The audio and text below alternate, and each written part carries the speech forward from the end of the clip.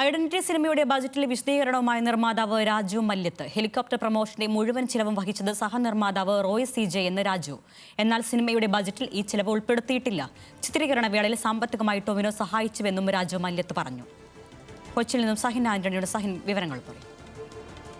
കഴിഞ്ഞ ദിവസം ചാനൽ ചർച്ചയിലായിരുന്നു നിർമ്മാതാവായ സുരേഷ് കുമാർ ഇത്തരത്തിലുള്ള ഒരു പ്രസ്താവന നടത്തിയത്. അതായത് ഹെലികോപ്റ്റർ യാത്ര പോലും നടന്മാർ നടത്തുന്നു എന്നുള്ളതായിരുന്നു അദ്ദേഹത്തിന്റെ ഒരു പ്രസ്താവന.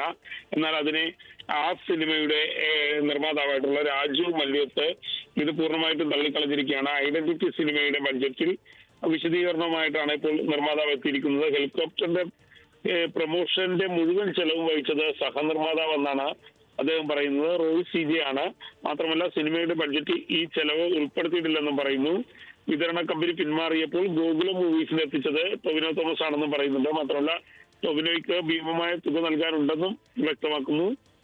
കൂടാതെ സിനിമയ്ക്ക് നഷ്ടമുണ്ടായപ്പോൾ അടുത്ത സിനിമ തനിക്കൊപ്പം ചെയ്യാമെന്ന് പറഞ്ഞ് ആത്മവിശ്വാസം നൽകുകയാണ് ടൊവിനോ ചെയ്തതെന്നും വ്യക്തമാക്കുന്നു.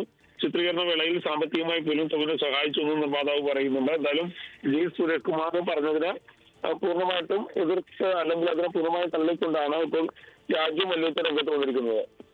ശരി, സഹിൻ ആന്റണിയാണ് വിവരങ്ങൾ നൽകിയത്.